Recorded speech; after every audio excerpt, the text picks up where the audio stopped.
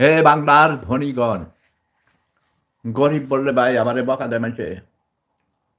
এখন আর গরিব বলব না। মাঝে, মাঝে বলব মনের দুঃখে। কারণ আমি গরিব দেখতে পারি না। গরিব মানুষ পছন্দ করি না ভাই। গরিব মানেই মন ছোট, কৃপণ।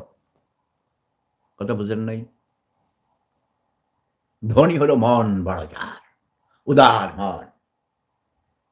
যারা বলে ভারত বিরোধী স্লোগান দেয়, ভারতকে শত্রু মনে করে, তাদেরকে আমি গরিব বলি। প্রতিবেশীদের সাথে যারা সম্পর্ক রাখতে পারে না, এটা তাদের নিজেদের দৈন্যতা। আমার পাশের বাসার মানুষের সাথে যদি আমার সম্পর্ক ভালো না থাকে, সেজন্য আমি দায়ী। ঠিক না? ইয়েস, গরিব মানে তো টাকা-পয়সা কম নয়। মনের গরিব। Yes, Shafiqul Islam Dulu. Thank you প্রিয় ভাতিজা। ও আমার ভাতিজা হয়। ওর বাবা আমার অত্যন্ত ঘনিষ্ঠ বড় ভাই ছিলেন। শ্রীপুরের অত্যন্ত জমিদার খানদানি পরিবারের সন্তান। তার বাবা চেয়ারম্যান ছিল। সুদখোর ইউনূসের পদত্যাগ চাই। কেন ভাই? Political analysis. পদত্যাগ হলে কি পরিবর্তন হয়ে যায়? তোমরা তো জাতির জনক বঙ্গবন্ধু শেখ মুজিবুর রহমানকে হত্যা করেছ।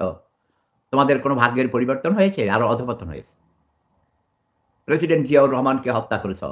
ভাগ্যের পরিবর্তন হয়েছে? হয়নি। আরো অধঃপতন হয়েছে। প্রেসিডেন্ট এরশাদকে ক্ষমতাচ্যুত করেছ। যেই এরশাদ পল্লী বন্ধু উপাধি পেয়েছিলেন।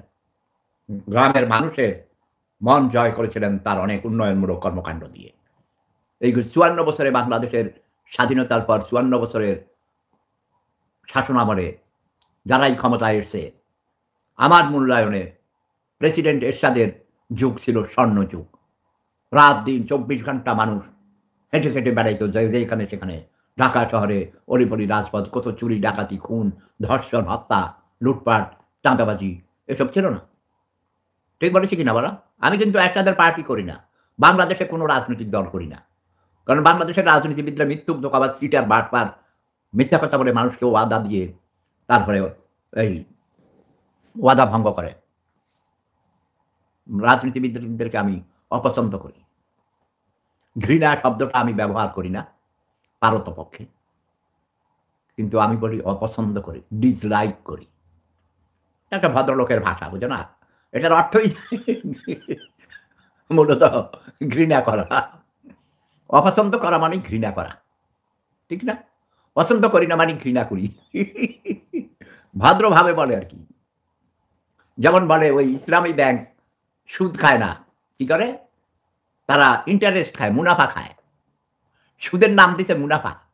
আসলে জিনিস একই, টাকা, তাই না? এরাও টাকা নেয় ঘরে, এরাও টাকা নেয় ঘরে। টাকা ব্যাংকে রাখে।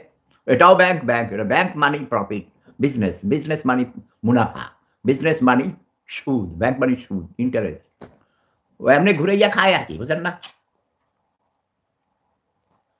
এই যে আমি কি বানিয়েছি? তুর্কির দোকান থেকে এইসব রুটি রেডিমেড পাওয়া যায়। তুর্কি ছাড়াও অন্যান্য দোকানেও। হুম, সুপার মার্কেটে এনে ডিম মিশাইয়া তেলের উপরে একটু ফ্রাই প্যান দিয়ে দেখি চুলা অফ করছে কিনা।